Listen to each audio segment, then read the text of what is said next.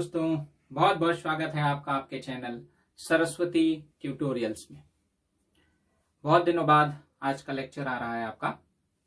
आप पढ़ रहे थे अपना टॉपिक इलेक्ट्रिसिटी, विद्युत, और उसमें हमने बहुत सारे टॉपिक्स स्टडी किए। Charge, current, potential difference, electrical work, electrical energy, some applications of electrical energy, electrical equipments, heater, bulb and so on.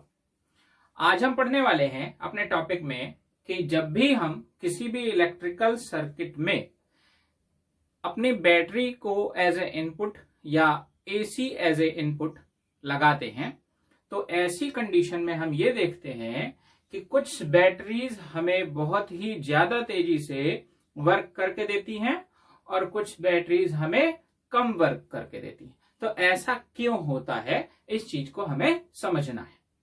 और इसे समझने के लिए हम अपना टॉपिक पढ़ेंगे इलेक्ट्रिक पावर। पावर का मीनिंग है शक्ति। इमेजिन करिए कि अगर आपके पास पावर ज्यादा है तो ऐसी कंडीशन में आप किसी भी काम को बहुत जल्दी से फिनिश कर सकते हैं, और अगर आपके पास पावर कम है तो आप उसी काम को लेट फिनिश करते हैं। तो यहां पर हमारा जो काम है इलेक्ट्रिक सर्किट में, जो वर्क है वो क्या है कि इलेक्ट्रिक सर्किट में आपको सिर्फ चार्ज को कैरी करना है और एक लोकेशन से दूसरे लोकेशन तक पहुंचाना। ये हमारा वर्क है। जो सिस्टम जितनी तेजी से वर्क को फॉरवर्ड करेगा उसकी पावर उतनी ज्यादा होगी, और जो कम करेगा उसकी पावर कम होगी। तो ऑल ओवर हमारी इलेक्ट्रिक सर्किट की जो पावर है उसकी अगर हम डेफिनेशन बनाते हैं तो क्या बनाएंगे? Electric power of an electrical circuit, किसी भी वैद्युत परिपथ की सामर्थ्य, is the rate at which electrical energy is dissipated oblique consumed in the given circuit. समय की उस दर के बराबर होती है जिस दर से आपकी इलेक्ट्रिकल एनर्जी उस सर्किट में कंज्यूम होती है। तो चलिए एक फिगर से हम इसको समझते हैं, और इसके लिए आपको कुछ छोटी बातों को ध्यान में रखना होगा, जैसे कि रेजिस्टेंस क्या होता था, लोड क्या होता था, बैटरी कैसे वर्कआउट करती थी। ओके, तो देखिए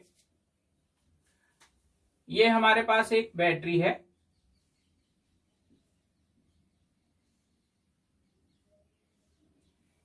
इससे हमने अपने सर्किट में एक बल्ब को कनेक्ट किया। इसी रास्ते में हमने अपने सर्किट से एक फैन कनेक्ट किया। आगे हमने एक और बल्ब कनेक्ट कर दिया, और इस तरह से हमने इस सर्किट को क्लोज किया, और रास्ते में हमने एक प्लग की लगा रखी है। ये पॉजिटिव एंड है और ये नेगेटिव एंड है। तो ये हमारा इलेक्ट्रिकल सर्किट है। तो किसी भी इलेक्ट्रिकल सर्किट की अगर हम बात करें तो उसमें जो भी इक्विपमेंट्स हम लगा रहे हैं उन सब में यूज होता है वायर, तार। और हमने आपसे कहा था जहां तार है वहां आर है। तो ऑल ओवर हमें अपने इस सर्किट को इस तरह से रिप्रेजेंट कर सकते हैं। ये रिप्रेजेंटेशन हम अपने सर्किट का ले रहे हैं। सर्किट सेम है जो आप सामने देख रहे थे, बस अब हमने क्या किया है, हमने इन सब का कंबाइंड रेजिस्टेंस यहां पर पुट करा दिया है। इसको हम सर्किट का लोड भी कह सकते हैं कि हमने सर्किट पे कितना लोड लगा रखा है। अब हम यहां पर देख रहे हैं कि ये जो बैटरी है ये कुछ चार्ज इधर की ओर भेजती है, और यहां से करंट का फ्लो होता है पॉजिटिव एंड से नेगेटिव एंड की ओर। तो पॉजिटिव एंड से नेगेटिव एंड की ओर एक करंट फ्लो होता है और ये पहुंच जाता है ऐसे। अगर इस सर्किट में आप देखें तो सेम व्यवस्था यहां पर भी रहेगी। एक करंट आई इस सर्किट में पहुंचता है। तो अब आप क्या देखेंगे? करंट मतलब flow of charge, flow of charge में क्या कर रही है बैटरी, वर्क कर रही है। वर्क करने के लिए हम देखते हैं यहां पर पोटेंशियल डिफरेंस। तो जब हमारी बैटरी का पोटेंशियल डिफरेंस V होता है और वो I करंट प्रोड्यूस करती है, प्रोडक्शन हो रहा है यहां पर ध्यान रखिएगा, I करंट प्रोड्यूस होता है। तो T टाइम में अगर बात करें, इन T टाइम W ये आपकी इलेक्ट्रिकल एनर्जी है। तो हमने सीखा था W इज इक्वल टू होता है VIT, कि अगर आपकी बैटरी का पोटेंशियल डिफरेंस V है, ये I करंट फ्लो कराती है सर्किट में और T टाइम लेती है, तो इस सर्किट की जो इलेक्ट्रिकल एनर्जी है वो हो जाती है VIT। और हम बात कर रहे हैं पावर की, तो जब हम बात करेंगे पावर की, तो पावर का मीनिंग है rate at which electrical energy is dissipated. Okay, rate at which electrical energy is dissipated, वैद्युत ऊर्जा व्यय होने की दर।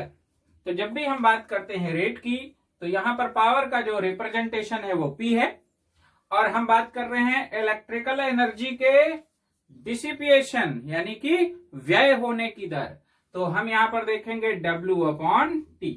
ये हमने 9th में भी बेसिक फार्मूला पढ़ा था, वर्क अपॉन टाइम, बट यहां पर हम इसे इलेक्ट्रिकल एनर्जी कह रहे हैं क्योंकि यहां पर जो एनर्जी फ्लो हो रही है वो ड्यू टू इलेक्ट्रॉन्स हो रही है, ड्यू टू इलेक्ट्रिक हो रही है, ड्यू टू चार्ज हो रही है। तो यहां पर हमने देखा P is equal to W/T। अब इसमें आप देखिए W के हमारे पास बहुत सारे फार्मूले थे। W is equal to I²RT भी था, W is equal to V²R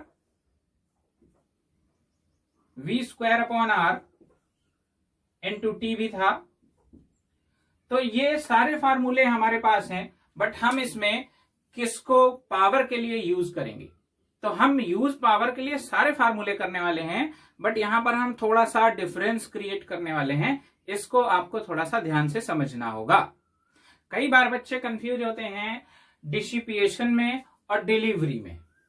ठीक है, तो देखिए ये आपकी बैटरी है, जैसे ही ये बैटरी एनर्जी देगी तो आपका चार्ज फ्लो होगा, यानी कि बैटरी अपने से एनर्जी को डिलीवर करती है, आगे की ओर बढ़ाती है। तो जहां पर हम केवल वोल्टेज और करंट पर फोकस करें तो उस कंडीशन में हमारी जो पावर है, देखिए VIT तो हो जाएगा VI। तो पावर का बेसिक फॉर्मूला हमें मिला P is equal to VI, but यहां पर इसका हम नाम क्या रखने वाले हैं, ये कौन सी पावर है? तो देखिए ये है आपकी power delivered to the circuit. यह है आपकी पावर जो आपने सर्किट को दी। अब ये सर्किट इस पावर को लेगा, लेने के बाद इसमें जैसे बल्ब है तो बल्ब चलेगा, फैन है तो फैन राउंड करेगा, अगला बल्ब है ये भी क्या होगा, ऑन और ऑफ होगा। तो ये सब इस पावर को कंज्यूम करेंगे, पहले अपने अंदर लेंगे, उसके बाद इससे वर्क करके देंगे। तो यहां पर बैटरी ने वर्क किया, पावर सर्किट को डिलीवर किया, दे दिया। अब ये जो बैटरी है इससे जो पावर मिली है, इस पावर को ये और ये, यानी कि हम कह सकते हैं सीधे सीधे हमारा लोड, ये इस पावर को कंज्यूम करेगा, खर्च करेगा। इसी को हम कह रहे हैं ये है आपका पावर डिलीवर्ड। और जब हम इस फेज में आएंगे जहां पर I²RT की बात आती है, तो देखिए P is equal to I²RT, W का वैल्यू रख दिया और T और T आपका कैंसिल हो गया, मिला I²R। तो ये वाली जो आप पावर देख रहे हैं इसको हम कहेंगे पावर कंज्यूम्ड। यही पावर इस सर्किट ने एक्सेप्ट की है और इसको खर्च किया है। तो किसी भी सर्किट में दो चीजें होती हैं, आपको ध्यान में रखना है। जब बैटरी से करंट का फ्लो होगा तो बैटरी पावर को डिलीवर करेगी, सर्किट को देगी। आप जाइए और इक्विपमेंट्स को चलाइए, और जब ये इक्विपमेंट्स पे पहुंचेगा तो ये इक्विपमेंट्स चल के उस पावर को कंज्यूम करेंगे, खर्च करेंगे। तो पावर आपकी कितनी टाइप की हो गई सर्किट में? दो टाइप की, one power delivered, another one is power consumed. Power delivered by the battery and consumed by the load. जो भी आप इसमें लगाओगे वो पावर को खर्च करने वाला है और बैटरी आपकी पावर को देने वाली है। इसी से हम समझ सकते हैं अपना law of conservation of energy, कि सर्किट को यहां से एनर्जी दी गई और सर्किट ने यहां पर एनर्जी को खर्च किया, तो पूरे सर्किट की जो एनर्जी है वो ऑल ओवर कांस्टेंट बनी रहती है। किसी भी सर्किट की पूरी एनर्जी हमेशा हमेशा एक कांस्टेंट होती है। तो law of conservation of energy को भी ये फॉलो करते हैं सर्किट, आपको ध्यान में रखना है। तो अभी आप समझ पा रहे हैं what is power? Power is energy consumed by the circuit with the rate of time. किसी भी विद्युत परिपथ द्वारा व्यय की गई शक्ति की दर, व्यय किए गए ऊर्जा की दर, ये आपकी होती है पावर। अब बात करते हैं पावर की यूनिट के बारे में। तो पावर की अगर हम यूनिट बनाते हैं तो आप देख सकते हैं ये है आपका वर्क, ये है आपका टाइम। वर्क का पावर जूल, टाइम का सेकंड, और ये जो ऑल ओवर हमें मिल रहा है जूल पर सेकंड, इसे हम कहते हैं वॉट। तो पावर का आपका जो यूनिट है वो हो जाता है वॉट। अब आप इसको बड़े यूनिट्स में भी कन्वर्ट कर सकते हैं, किलोवाट, मेगावाट, है ना, किलोवाट, मेगावाट, गीगावाट, और कम यूनिट्स में भी कन्वर्ट कर सकते हैं, ठीक है ना। तो ऑल ओवर ये है आपकी पावर की यूनिट। तो इस तरह से हमने समझा कि क्या होती है पावर। अब थोड़ा सा इलेक्ट्रिकल सर्किट में आपने एक चीज और समझनी है कि आपके घरों में जब लाइट आती है तो लाइट आती है तो बिल भी आता है। तो जो बिल आता है उसकी वजह क्या है? उसकी वजह है क्योंकि बाहर से किसी सोर्स ने आपके घर को एनर्जी प्रोवाइड की। तो जिसने आपको एनर्जी प्रोवाइड की है आप उसे कुछ सिस्टम ऐसा देंगे जिससे वो कंटिन्यूअस आपको एनर्जी प्रोवाइड करता रहे। तो जो सोर्स आपको एनर्जी प्रोवाइड कर रहा है वहां से जो हम पावर लेते हैं उसके लिए हम एनर्जी की एक कॉमर्शियल यूनिट बनाते हैं। कॉमर्शियल यहां पर शब्द हम इसलिए यूज कर रहे हैं क्योंकि हम यहां पर इकोनॉमी खर्च कर रहे हैं, अपना पैसा खर्च कर रहे हैं। तो जब भी हम पैसा खर्च करके लाइट का यूज करते हैं तो वहां पर जो हमारी एनर्जी की यूनिट आती है वो होती है कॉमर्शियल यूनिट।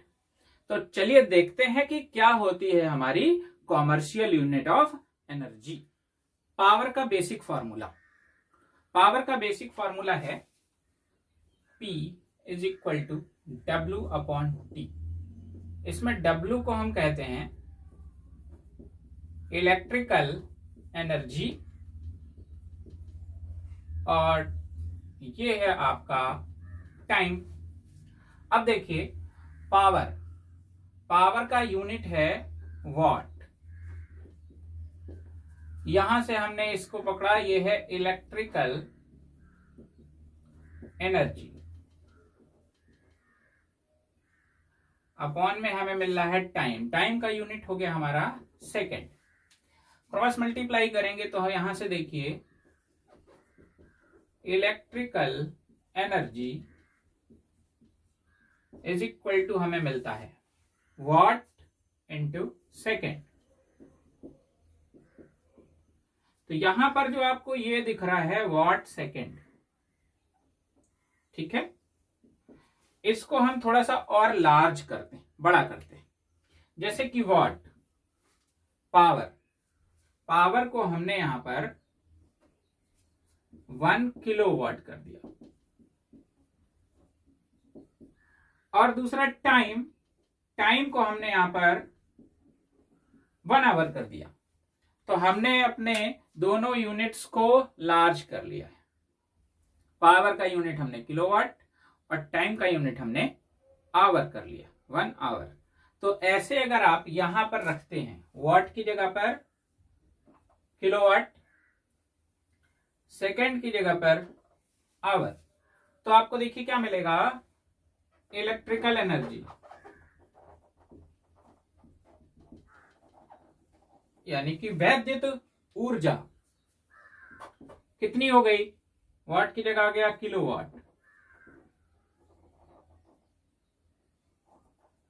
और इसकी जगह आ गया आवर। तो इस तरह से हमें एक यूनिट मिला जिसको हम कुछ मॉडिफाई करके ऐसे लिख रहे हैं 1 kWh, kW kilowatt, h hour. तो यहां पर जो हमें यूनिट दिख रहा है किलोवाट आवर, आप यहां पर देख रहे हैं ये किसका यूनिट है, इलेक्ट्रिकल एनर्जी का, वैद्युत ऊर्जा का। यानी कि आपके घर में जो एनर्जी थ्रू की जाती है, भेजी जाती है, जिससे आप अपने इलेक्ट्रिकल इक्विपमेंट्स को चलाते हैं, उसका। तो ये है हमारी commercial unit of electrical energy, 1 kilowatt our. हम इसे चेंज करेंगे वॉट सेकंड में, तो देखिए 1 किलोवाट 1000 वॉट, 1 आवर 3600 सेकेंड्स। तो ये ऑल ओवर मिल जाएगा 3.6 इंटू 10⁻6 वॉट सेकेंड। और वॉट सेकेंड को हम जूल भी कह सकते हैं, 3.6 इंटू 10⁻6 जूल। कैसे कह सकते हैं जूल, आप देख सकते हैं वॉट इंटू सेकेंड किसका यूनिट है, इलेक्ट्रिकल एनर्जी का। एनर्जी वर्क, वर्क का यूनिट क्या होता है, जूल होता है, तो आप इसे एक जूल भी कह सकते हैं। तो ये आपको मिल जाता है कॉमर्शियल यूनिट। और इसे अब प्रेजेंट टाइम में जब हमारे घर में बिजली का बिल आता है तो हम क्या कहते हैं, हम इसे कहते हैं यूनिट। जैसे आपसे पूछा जाए, आप अपने मीटर रीडर से पूछते हैं कि भैया कितना यूनिट आया है इस बार, तो वो कहता है भैया 400 यूनिट है। तो वो जो आप यूनिट वर्ड का यूज करते हैं वही है आपका किलोवाट आवर। तो यहां से हम कह सकते हैं 1 unit is equal to 1 kilowatt hour. तो आप देख पा रहे हैं कि अगर आप 1 यूनिट लाइट को कंज्यूम करते हैं तो ऐसी कंडीशन में आप 3.6 इंटू 10⁻6 जूल एनर्जी को कंज्यूम करते हैं। ये जो आपका यूनिट सिस्टम है, यूनिट, इसका जो फुल नेम है वो है बोर्ड ट्रेड ऑफ यूनिट, लेकिन हम इसे शॉर्टली यूनिट ही बोलते हैं। तो कॉमर्शियल यूनिट के आधार पर ही आपके घर लाइट आती है और उसी से आप अपने बिल को जनरेट करा पाते हैं और आप उस कंजम्पशन के आधार पर कुछ पैसे जो खर्च करते हैं वो सामने वाले पावर सोर्स को देते हैं। चलिए देखते हैं इसमें कुछ और छोटी बातें। यहां से हम एक फॉर्मूला जनरेट करेंगे कि आप खुद अपने घर में कंज्यूम्ड पावर यानी कंज्यूम्ड यूनिट का अगर नंबर निकालना चाहें तो कैसे निकालेंगे। हम बेसिक फॉर्मूले से स्टार्ट करेंगे और हम यहाँ पर कंट्रोल कैलकुलेट करेंगे कि हमने अपने घर में कितने यूनिट बिजली को कंज्यूम किया है, कितने यूनिट इलेक्ट्रिकल एनर्जी कंज्यूम की है। तो हमारा बेसिक फॉर्मूला है P is equal to W by T. यहां से W इज इक्वल टू आपको मिल जाता है P इंटू टी। अब यही आपकी क्या है, इलेक्ट्रिकल एनर्जी। तो इसे हमें कैलकुलेट करना है और इन फॉर्म ऑफ यूनिट्स। तो चलिए देखते हैं इलेक्ट्रिकल एनर्जी। यहां से हमें मिला P into T. Okay, P is equal to हमें पता है VI इंटू टी। अब चाहे हम इसे I लिखें चाहे हम इसे P लिखें, दोनों बातें एक ही हैं। पावर, पावर का जो यूनिट है हम उसे यहां पर लिखते हैं। तो VI ये तो हमारा न्यूमेरिक वैल्यू हो जाएगा VI क्या है हमारा?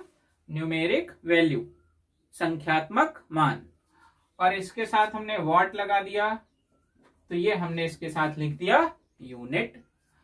साथ ही में इनटू टाइमिंग, ये फिर से देखिए, ये टाइमिंग जैसे 1 आवर है, 2 आवर है, 3 आवर है, तो हमें क्या मिल रहा है? एक नंबर मिल रहा है, और इसके साथ हमने लगा दिया आवर, तो ये हो गया टाइम आवर्स में। अब ये जो आपका वॉट है, चलिए देखते हैं। 1 kW is equal to 1000 watt, हम सभी लोग जानते हैं। यहां से हम 1 वॉट अगर निकालते हैं तो ये मिल जाएगा 1/1000 किलोवाट। ओके, तो अब हम इस वॉट की जगह पर क्या रख सकते हैं? 1/1000 किलोवाट रख सकते हैं। चलिए रखते हैं। VI एज इट इज लिखा रहा, वॉट की जगह पर हमने 1/1000 किलोवाट कर दिया। टाइमिंग एज इट इज है, और ये आवर्स इसका यूनिट है। अब यहां से हम यूनिट को अलग कर रहे हैं और न्यूमेरिक वैल्यू को अलग कर रहे हैं। तो आप देख पा रहे हैं VIT/1000 kWh, किलोवाट आवर। और अभी हमने देखा था जो आपका 1 kWh होता था, इसी को हम कहते थे 1 यूनिट। तो यहां से हम क्या देख पा रहे हैं? अगर हमें यूनिट्स निकालने हैं तो हम इसकी जगह पर क्या रख देंगे? यूनिट। तो हमें मिल गया VIT/1000 यूनिट। अब यहां पर थोड़ा सा आपको फोकस करना है। हर जगह आपको वोल्टेज, करंट, टाइमिंग नहीं पता चलेगा। जैसे मान लीजिए कि मैंने आपको एक फैन दिया और कहा कि ये जो फैन है ये 100 वॉट पावर का है, और आपसे कहा कि अगर ये 2 घंटे चलता है पर डे तो 1 महीने में ये कितनी पावर कंज्यूम करेगा। तो अभी ना तो हमें वोल्टेज के बारे में पता है, ना ही हमें करंट के बारे में पता है, सिर्फ हमें पता है कि कितने वाट का ये फैन है। तो ऐसी कंडीशन में हमारा जो टर्म्स हैं वो वाट में होने चाहिए, टाइम में होने चाहिए। तो देखिए यहां से आप देख रहे हैं ये क्या हो गया? वाट, और ये टाइम क्या हो गया? आवर। तो देखिए नंबर ऑफ यूनिट क्या आ जाएगा आपका? वाट इनटू आवर। देखिए VI पावर है, पावर का यूनिट क्या होता है? वाट। तो VI से क्या मिल गया? वाट। T टाइमिंग है, हम सेकंड्स में टाइमिंग नहीं ले रहे क्योंकि हम अपने जो लाइट कंज्यूम करते हैं वो सेकंड्स में नहीं करते हैं, हम अपने पंखे को दिन भर चलाते हैं। तो ऐसी कंडीशन में हमारे पास आवर्स जनरेट होते हैं। तो यहां पर हमने टाइमिंग के लिए क्या यूज किया? आवर, और अपॉन में आपको क्या मिल रहा है? 1000। जैसे अब यहां पर जो केस आपका बन रहा है नंबर ऑफ यूनिट का, इसमें बस एक इंपॉर्टेंट टास्क मैं ऐड कर रहा हूं। ये जो आप देख रहे हो ये है फॉर अ डे, एक दिन के लिए। ओके, अब मैंने आपसे कहा कि हमें बहुत सारे डेज के लिए चाहिए, तो एक दिन के लिए वॉट आवर अपॉन 1000, 2 दिन के लिए 2 into watt hour. Okay, 2 into watt hour upon 1000। 100 days के लिए तो फिर क्या करेंगे? 100 वॉट आवर अपॉन 1000। तो सीधे सीधे हम यहां पर देख पा रहे हैं हमारे जैसे जैसे डेज आते जाते हैं, बढ़ते जाते हैं, वैसे वैसे उन डेज से हम इस अपने छोटे से सिस्टम को मल्टीप्लाई करते जा रहे हैं। तो अब हम क्या देखेंगे? फॉर मैनी डेज, यही फॉर्मूला नंबर ऑफ यूनिट्स का हमारा चेंज हो जाएगा, कन्वर्ट हो जाएगा। क्या? What into our into days upon 1000। हम इसे हिंदी में भी लिख सकते हैं, वॉट गुणे घंटा गुणे दिन बटे 1000। तो इस तरह से आप नंबर ऑफ यूनिट्स निकाल सकते हैं। जैसे मैंने आपसे अभी कहा, एक एग्जाम्पल लिया, मेरे पास एक बल्ब है जो 60 वॉट का है। How many watts of bulb? 60।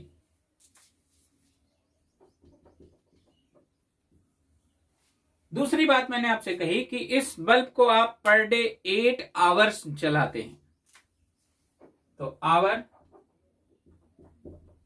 8। फिर मैंने आपसे कहा कि 1 मंथ आपको यूज करना है, तो बेसिकली 1 मंथ में हमारे 30 डेज होते हैं। मतलब आप 31 डेज भी यूज कर सकते हैं, लेकिन जब आपको कोई पर्टिकुलर मंथ दिया जाए, बट जब तक आपको मंथ दिया ना जाए, specially January, that is 31 days, तब तक आप 31 का यूज नहीं करेंगे। हम अगर 1 मंथ कहते हैं तो आप 30 का यूज करेंगे। तो डेज हमने आपको दे दिए 30, और आपसे कहा कि फाइंड आउट करिए कि कितना यूनिट लाइट आपने कंज्यूम किया है। तो बहुत सिंपल है हमारे पास formula, watt hour days by 1000, 60 into 8 into 30 by 1000। यहां से ये आपका कैंसिल आउट हो जाएगा। अब आप इसको कैलकुलेट कर सकते हैं और नंबर ऑफ यूनिट्स निकाल सकते हैं। तो कैसे आप नंबर ऑफ यूनिट्स निकालेंगे, आपको समझ में आ रहा है?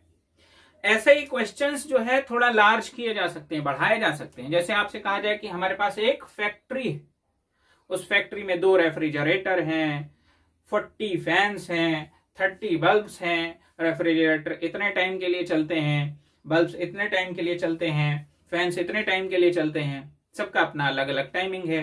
तो आपसे उस फैक्ट्री के लिए पूछा जाए कि उस फैक्ट्री में कितने यूनिट कंजर्व होता है, तो रेफ्रिजरेटर का अलग निकाल लेंगे, फैंस का अलग निकालेंगे, बल्ब्स का अलग निकाल लेंगे, और इन सब को ऐड कर लेंगे, तो हमें पता चल जाएगा कि उस फैक्ट्री में हम टोटल कितनी पावर या कितनी इलेक्ट्रिकल एनर्जी कंज्यूम कर रहे हैं। तो that is all over about electrical power. और इसी के साथ आपका ये टॉपिक भी फिनिश होता है। थैंक्स फॉर वॉचिंग, बहुत बहुत धन्यवाद।